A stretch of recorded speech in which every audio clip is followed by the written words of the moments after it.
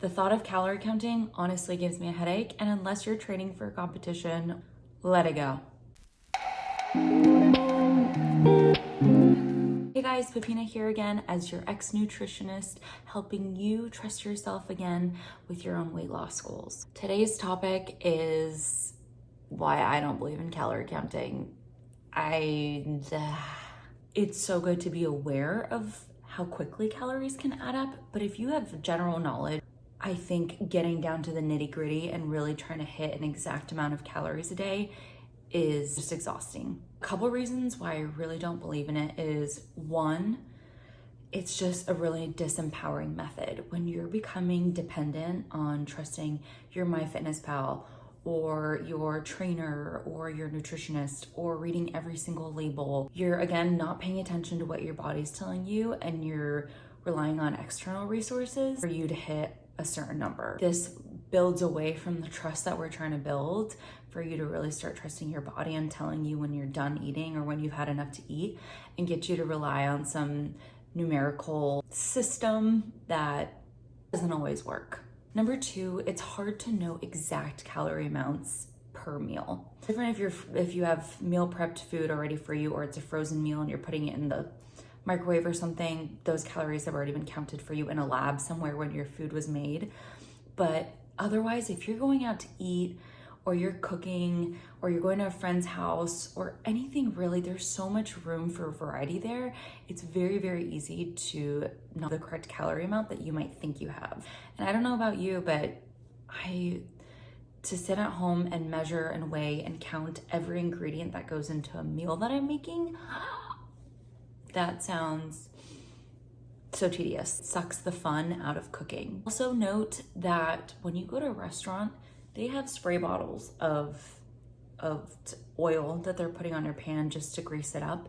1 tablespoon oil is like 140 calories. So there you go. It's impossible to really keep up with how many calories you consume per week. Number three is that calories just aren't created equal. Again, it's good to have the general knowledge, but my best example is if someone eats 1,000 calories worth of chicken nuggets versus someone eats 1,000 calories of watermelon, those two calorie bunches are gonna sit very differently in the body because each of them have a different macrobiotic makeup, meaning they have different fats, proteins, and carbs in them.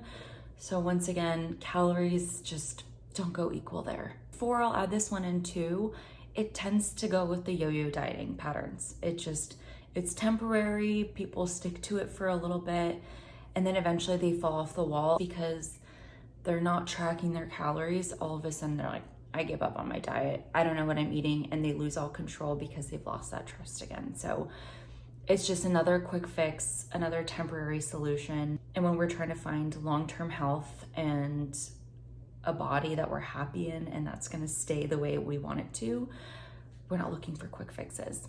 So what do you do if you don't calorie count? The alternative is to work on intuitive eating. I will make an entire video on this, but to get you started, I can give you a general feeling of what intuitive eating or mindful eating is like. Really what intuitive eating means is that you're trusting your internal hunger cues on how much and when to eat and when to stop. All of us are built with stretch receptors within our stomach and different hormones that tell us and signal when we're hungry and when we're full. When we become more mindful of those things and tune inwards during mealtime, we're able to better follow that system. Why is everybody not doing it? Because it's a lot easier said than done in today's society. How many times have you or friends entered a meal when you're really stressed out, your head's somewhere else, you're not really there, you're kind of just getting food in to get it in? Or if you're out with friends, you're talking with friends, you're enjoying some Mexican food and some margaritas, you're not really totally present there if you haven't checked in with yourself. But the more you can draw presence to your own mealtime, the better you can start listening for these cues, because they're there. You just have to start recognizing them and then listening to them. A couple tips I can give you to really start becoming more mindful and intuitive at mealtime is to just really practice presence. When it's time to eat, to have a glass of water, take a couple deep breaths, clear distractions, just make sure you're in a space to really enjoy your meal and not rush through it in the whole process of enjoying it. Secondly, slow down when you're eating. If you could just enjoy your bites, chew a little bit more, not scarf things down, the better you're gonna be in tune again with those receptors in your body. The slower you eat, the quicker they can kick in and the more you'll recognize when you are satiated versus rushing through your meal. Have you ever sat down for a meal and what's that phrase? Your eyes are bigger than your stomach, and you sit down and you eat what you think is a great amount, and then come 20 minutes later, you're like, I feel sick to my stomach. I don't feel great.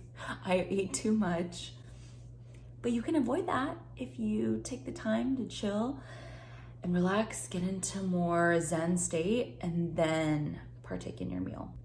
Let me know your thoughts on calorie counting or what your experience has been. I'm curious to hear, maybe some of you have had great success with calorie counting, and maybe some of you just can't get on board. Let me know down below in the comments.